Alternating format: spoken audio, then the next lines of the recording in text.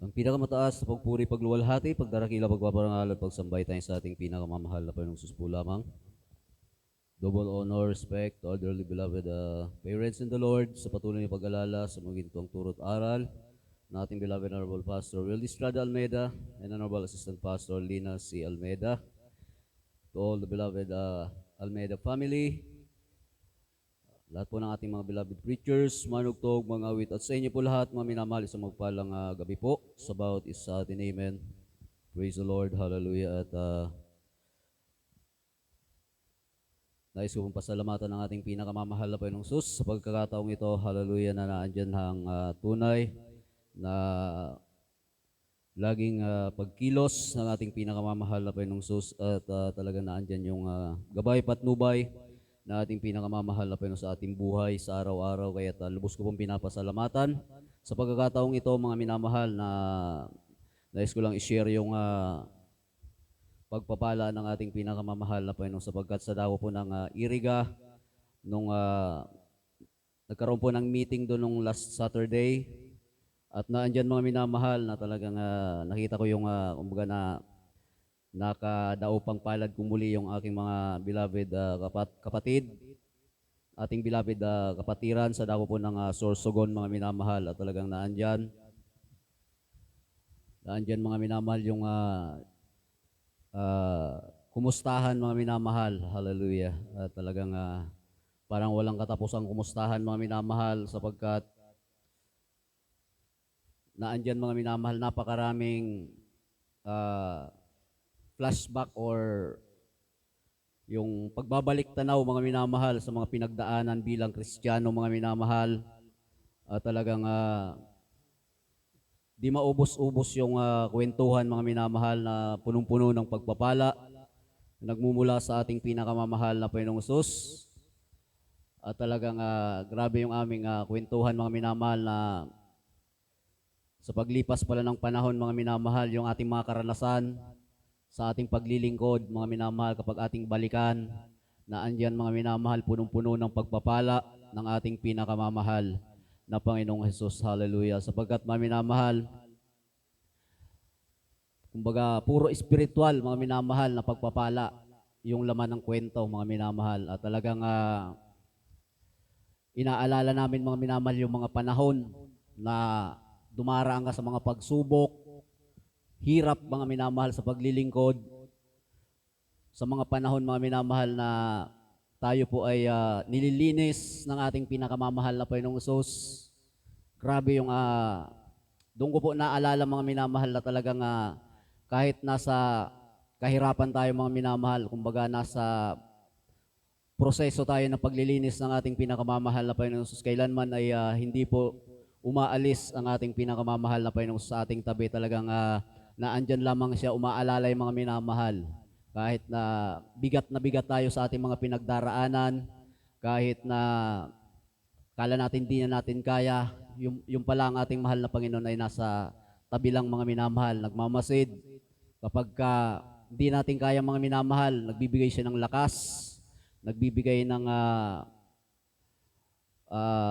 lakas upang tayo po'y makapagpatuloy, mga minamahal. Hallelujah. Kaya maraming, mga minamahal, na kwentuhan, mga minamahal, at nakita ko rin, mga minamahal, yung kanyang mga kwento sa akin, mga minamahal. Grabe yung pagpapala rin sa kanila ng mahal na Panginoon, sapagkat naandyan, mga minamahal, na ako po yung witness ng kanilang paglilingkod, mga minamahal. Dumaan din sila, mga minamahal, sa grabing kahirapan at persecution ng kanyang mahal na asawa.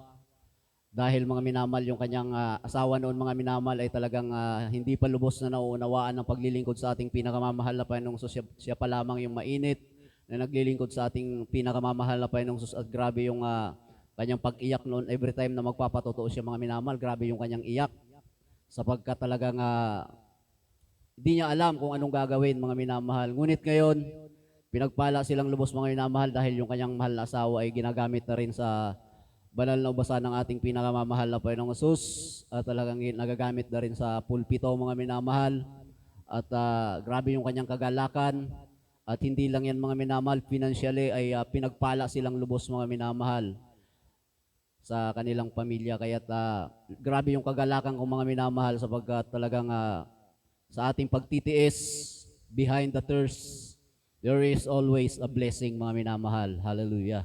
Kapag tayo po'y nagtiyaga sa paglilingkod sa ating mahal na Panginoon, kapag nalagpasan natin yung proseso, kapag tayo nasubok sa kaliwat kanan, sa likod, sa harapan ng ating mahal na Panginoon at napatunayang tayo po ay tapat, ay naandyan mga minamahal ay talagang pagpapala na ipinagkakaloob ng ating mahal na Panginoon. Hallelujah. Kaya grabe yung kanyang kagalakan mga minamahal sapagkat di niya maisip yung mga pagpapalang dumarating sa kanilang buhay. Kumbaga, hindi niya inisip na darating sa kanila yung mga pagpapalang yon mga minamahal sapagkat nasanay na po tayo mga minamahal bilang Kristiyano talagang dumaraan tayo sa mga pagsubok, dumaraan tayo sa kahirapan. Yung pala, darating din yung mga pagpapala mga minamahal at talagang ma-overwhelm ka mga minamahal para bang grabe yung mga pagpapala ng ating mahal na Panginoon na kailangan natin itong pag-aralan kung paano panghawakan ang mga pagpapala. Kapag dumarating mga minamahal, kailangan marunong tayong humawak ng pagpapala mga minamahal na dumarating sa ating buhay sapagkat minsan ang pagpapala ito po'y nagigiring dahilan upang tayo manlupaypay, manlamig, lumayo sa ating mahal na Panginoon. Kailangan balance pa rin mga minamahal. Kaya minsan talaga mga minamahal, hindi tayo agad-agad pinagpapala ng mahal na Panginoon. Kailangan muna nating dumaan sa butas ng karayong mga minamahal. Kailangan muna nating lumuhod, umiyak, mag-ayuno, magpuri, magtiis mga minamahal. Kailangan muna nating palakasin ang ating spiritual bago dumating yung mga pagpapala mga minamahal. Sapagkat alam ng mahal na Panginoon na kapag dumating ay talaga naman mga minamahal, minsan nakakalimot tayo mga minamahal. Yung po ang normal na nangyayari sa ating mga buhay. Kaya lubos na tinuturuan tayo ng mahal na Panginoon. Kaya maraming salamat sa ating mahal na Panginoon na na-recall ko mga minamahal yung mga pinagdaanan kong hirap doon mga minamahal sa Sorsogon. Ngunit sa kabila ng hirap na yun mga minamahal, nakikita ko lagi yung kapangyarihan ng ating mahal na Panginoon sapagkat grabe yung mga patutuong naririnig ko doon mga minamahal. Kaya kahit dami kong pagsubok mga minamahal, dahil doon sa mga patutuong aking napapakinggan mga minamahal, ay para bang nababalanse. Nababalanse yung hirap ko mga minamahal, dumaragdag naman yung aking pananampalataya sa ating mahal na Panginoon sapagkat ang mga patutuo doon mga minamahal ay napakalalaki. Hindi mo maarok na kayang gawin ng mahal na Panginoon. Kayang mangyari sa totoong buhay. Ngunit doon po yung nangyayari mga minamahal sa mga naririnig kong patutuo doon mga minamahal na talagang grabe ang pagkilos ng ating mahal na Panginoon. Mga karamdaman na wala ng lunas, mga masasamang loob, mga minamahal. Minsan, si brother, yung ating dating worker sa dako ng Naga City, mga minamahal na kinuha na ng mahal na Panginoon, ay nadako doon sa Sorsogon mga minamahal bago siya nadako ng Naga. Nakita ko siya sa Naga mga minamahal, matagal na siya ay nawala sa Sorsogon. Pero ang kanyang patutuo mga minamahal, pumapatay siya ng tao. At napakarami niyang pinatay mga minamahal. Pero pag nakita mo sa loob ng pastoral worker, sa loob po ng pastoral worker siya mga minamahal, parang hindi makabali ng lutong kamuti mga minamahal. Pero dami palang pinatay mga minamahal. Ngunit talagang wala pong imposible sa ating mahal na Panginoon. Hallelujah. Dahil sa kanyang pagtaka sa batas mga minamahal, napunta siya sa gawain ng Jesus Miracle Crusade mga minamahal. At doon na siya hanggang sa kinuha na lang siya ng mahal na Panginoon. Siya po ay hindi po nakulong at talagang totoo mga minamahal na kahit gaano tayo kasama ay talagang kapag sa mahal na Panginoon tayo sumuko mga minamahal, talagang ipagtatanggol at talagang patatawarin tayo ng mahal na Panginoon. Hallelujah. At marami pa mga minamahal, napakaraming patutuo doon mga minamahal na talagang tumimo sa aking puso't isipan na hanggang ngayon ay lagi kong naaalala mga minamahal ang mga kamanghamanghang gawa ng ating mahal na Panginoon. Hallelujah. Kaya maraming salamat po sa ating pinakamamahal na Panginoon sa mga experience na yan mga minamahal, na sa kabila ng mga pagsubok na andiyan pa rin ang pagkilos ng ating pinakamamahal na Panginoon. Talagang ako po'y pinangahawakan ng ating pinakamamahal na Panginoong Hesus. Kaya't bilang pasasalamat, nais ko pong mag-alay ng papuring awitin sa ating pinakamamahal na Panginoong Hesus. Amen. Praise the Lord. You have walked into my life. You have painted all my dreams till the color of your love is the color of me. You can look into my heart and you can read my mind. You can read about yourself in between the lines. Every good thing I have done, everything that I've become, everything that's turned out right is because you're in my life. And if I ever teach a child the way, ever learn myself to change, ever become who I want to be, it's not the I but the you in me. You have looked into my eyes, you have seen in what I am, but still you're by my side, telling me I care. And there are times I've caused you pain, and times I made mistakes. Somehow you use them all to make the eye you made. Every good thing I have done, everything that I've become, everything that's turned out right is because you're in my life.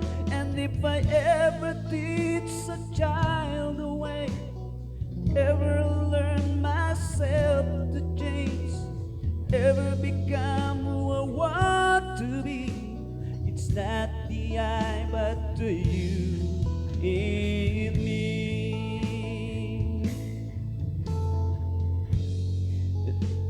I wonder for 100,000 years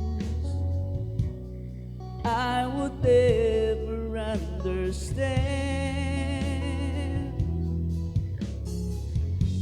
how you're in me and I'm in you. You could say you are the reason why I am. Every good thing I have done, everything that I've become, everything that's turned out right is because you're in my life.